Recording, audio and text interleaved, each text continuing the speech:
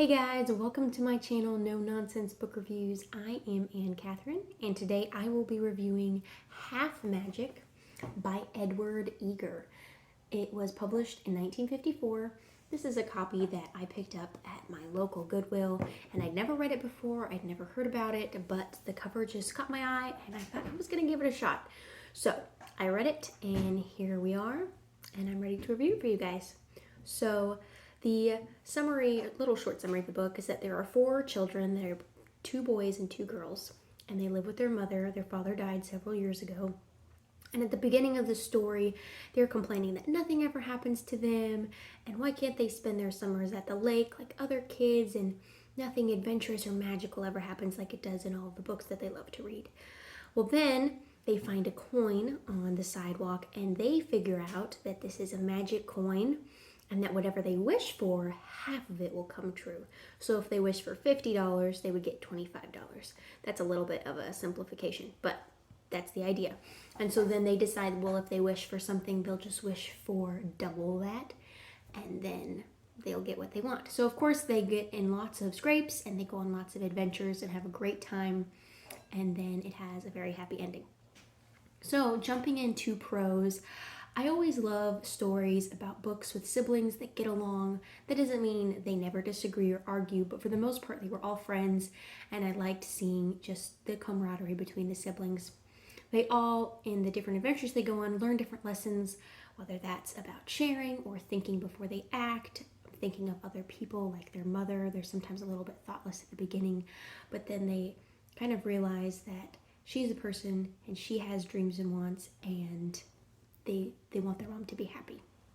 So one of the other things that happens that has to do with her mom being happy is she ends up getting married at the end to this gentleman that has kind of been in little bits and parts of the story throughout the whole book, and he's popped in randomly.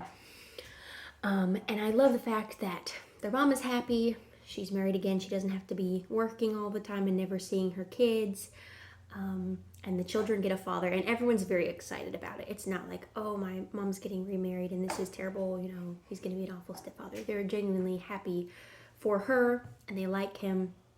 There is this scene where the oldest daughter, who remembers her dad more than the others, feels sad, almost like she doesn't want her dad to be sad that they're like replacing him, but she knows that they're not. And she just feels this peace. And it was like the magic charm. She wishes that her dad was there, and she doesn't realize the magic charm is under her pillow, and he's like half there. So it's kind of like his spirit comes to visit her while she's asleep and just tells her that everything's okay. And then she wakes up, and she doesn't even remember that, but she just feels a peace. And I thought that that was just a little beautiful little section of the book. Jumping into possible issues, the name of the book is Half Magic, so there is magic in the book if that's an issue for your family. Some people might have an issue with the scene of the father coming to his daughter to tell her everything's going to be fine, just because the idea of maybe a spirit or a ghost. The book does have a scene that when I read it, I didn't even think about it, and it wasn't until a few seconds after that I was like, that was actually kind of gruesome. But it's written in such a comical way, it doesn't come off as gruesome. And it's kind of hard to explain, so I just decided I was going to go ahead and read the excerpt for you all. So they go back in time to King Arthur's court, and they're trying to save Sir Lancelot. He's locked in a dungeon, and there are these 3 knights that are guarding him.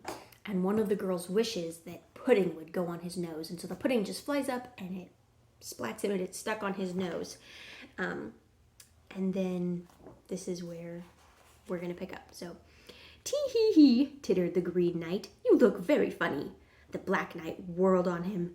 Be it you, then, who hath played this scurvy trick? He cried. No, it be not I, said the Green Knight, but you look very funny just the same. Oh, I do I? Shouted the Black Knight in a passion, and he whipped his sword out of its scabbard and swapped off the Green Knight's head. The Red Knight jumped to his feet. I say, Albemarle, that was going a bit too far, he cried. Oh, I don't know, said the Black Knight. He was exceedingly provoking. Come and help me get this great pudding thing off my nose. Well, said the Red Knight, looking at him rather dubiously, I don't know if I can, but I'll try. and he whipped his sword out of its scabbard and swapped off the pudding from the Black Knight's nose. Unfortunately for him, he swapped off a good bit of the nose too. The Black Knight gave a wild bellow and hurled himself at the Red Knight, sword in hand. The Red Knight parried his thrust. A moment later, they were joined in deadly combat, leaping about the hall, smashing furniture, and hacking off parts of each other with the greatest abandon. Behind the door, the 4 children shut their eyes, held their ears, and cowered, trembling in each other's arms. The combat did not last long. 2 sword blades flashed in the air, and a second later, 2 heads fell on the floor, followed more slowly by 2 bodies. So, I feel like you do need to note that in a few pages later, the girl wishes them back alive, and then all their body parts are fine, and their heads are back on their shoulders, and they're alive.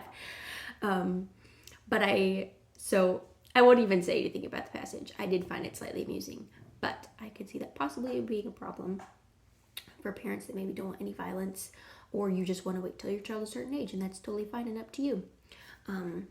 So other than those things, I can't think of any other possible issues with the book.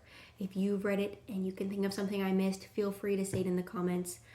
I try to take notes when I read, but sometimes things happen and I forget. But I'm pretty sure I covered it all. So now that I've gone over the pros and possible issues, we will just go into my thoughts of the book. I thought it was very sweet and it was funny. This is one that I'll be keeping on my shelf. I'm not saying that all books that are recently released are bad, but I feel like I find a lot more gems in books that were published several decades ago. So I always get kind of excited when I see a book that was written really before 2000. I just have more trust in it. But I still want to read it before I just hand it to my kids. So this was a fun one. I'm glad I picked it up at Goodwill. And I'd love to hear your guys' thoughts if you've read it, or maybe a different book by the author, Edward Eger. So I hope you all have a great day and happy reading.